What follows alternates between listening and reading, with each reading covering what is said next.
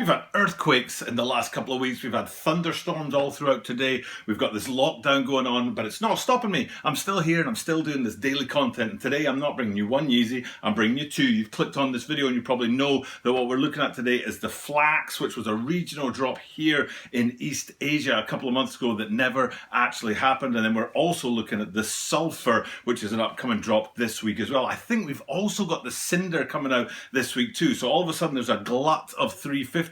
I think that's something to do with the coronavirus, but we'll get to that later in the video. And we'll also get to what I think these two colorways represent for the Yeezy line going forward. And we'll take a look at all the different details that make these two cracking sneakers. So without further ado, let's get into this video about the Adidas Yeezy 350 Sulfur and Flax.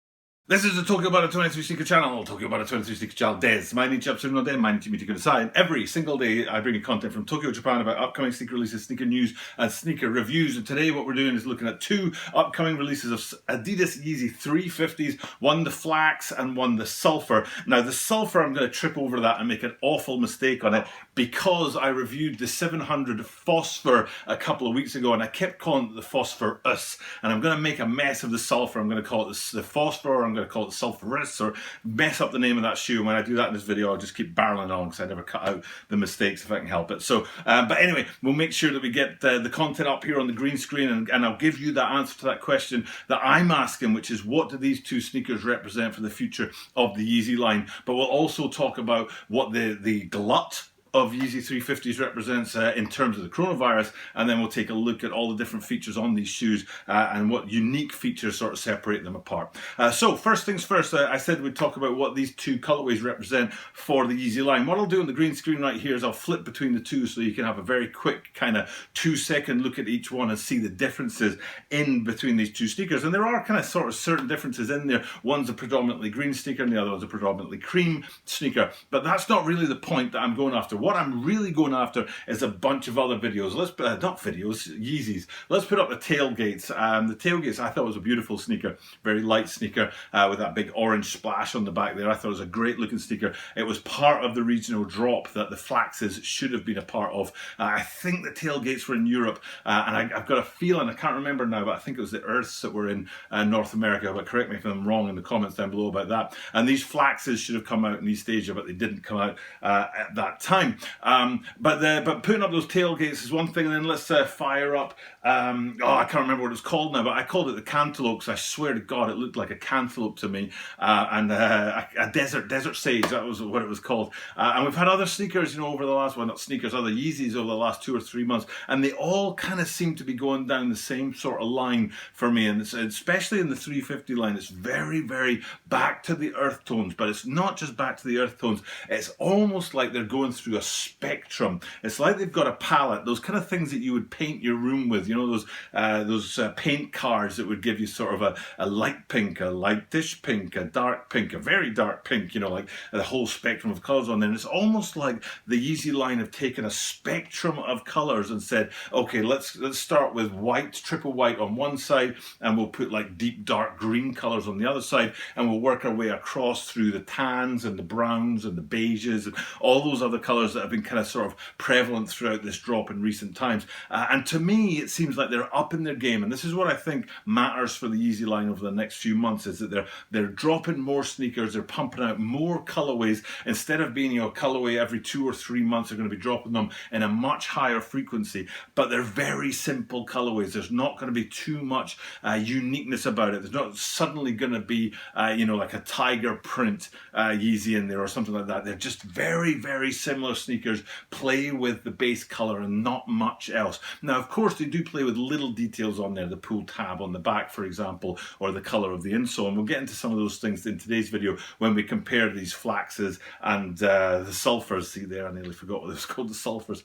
But that, to me, that's where the line's going. These two sneakers, they just fit in with a grander scheme across this spectrum of earthy tones that they've been coming out with, but very simple, solid colors, not like contrast contrast within it. Towards the end of last year, there's an awful lot of really weird kind of colours coming into Yeezy 350s and offsetting each other, some purples, some yellows, some reds and things like that. All of that seems to have been put on the back burner, and we're down to solid earth tone colorways, back to what is the sort of the standard for the Yeezy line. Earth tones has always been the center of the Yeezy line. So I think you're going to see less innovation over the next couple of months and more of these sort of block standard colors coming out as we go forward through spring and into the summer. But I did say we'd talk about the coronavirus, and what I think this means is that we've got these sulfurs, we've got the flaxes, and we've got the cinders, all I think dropping in this weekend.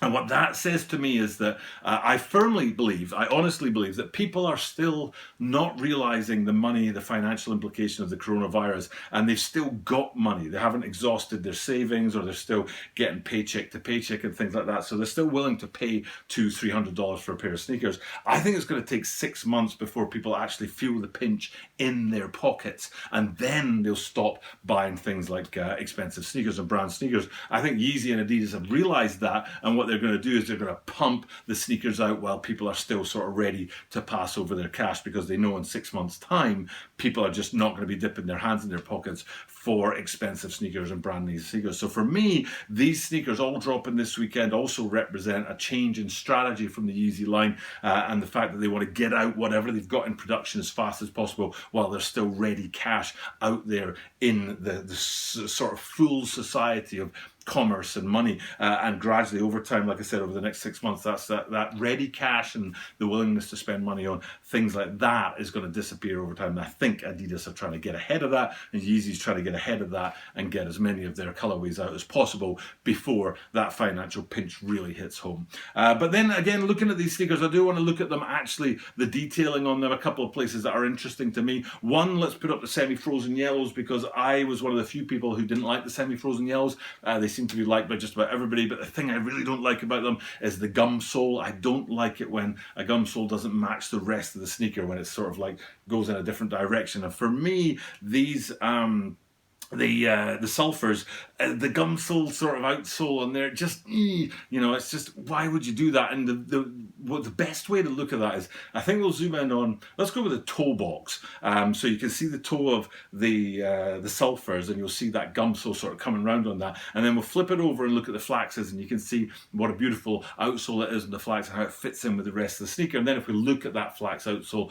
in full, not just on the toe box, you can see it really fits in with that light narrative on the rest of the sneaker. And also at the back end of the toe box, the outsole, they have been playing with that little box at the back there and changing the color up on it, and you can see on the flaxes here it fits in with the rest of the sneakers. But then if we go back to that sulfur outsole, you can see a yellow block at the back of the outsole there, which is something they've been playing with. I don't mind that, to be honest. I think, to be honest, in the whole narrative of the sulfur sneaker, having the yellow on there is a yes, and then the whole narrative of the flax not having the yellow is a yes.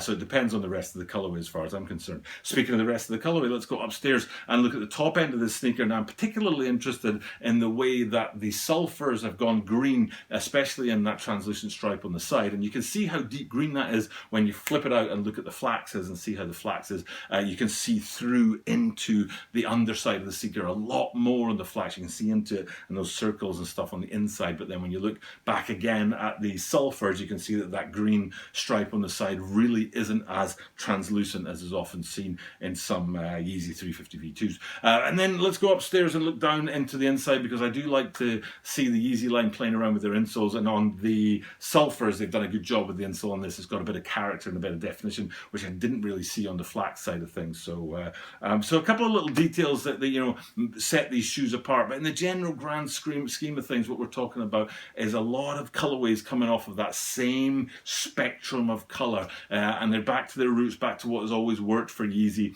the earth tones, and staying true to that form. And like I said, I think you're going to see a bunch of them coming up over spring and summer to try and get them sold before that pinch comes in later in this year, when people realize that the money out there has really dried up. So so that's my look at these sneakers, what I think the flax and the cinders and the phosphorus and the sulfurs mean for the Yeezy line, what I think the coronavirus is going to do to the Yeezy line, and also some details on these guys size. I like them both, I think they're cool, but that gum sole on the Sulfur is puts me off a little bit, and the total colorway of the Flax is the one that I would prefer, although I do like the translucent stripe on the side of the Sulfur has not been as translucent as the one on the Flax. So, but two cool sneakers that are really, typical Yeezy 350 V2s, and I'm sure tons of people are going to go after both of them, and the Cinders, which are dropping at least here in Tokyo, Japan at the same time.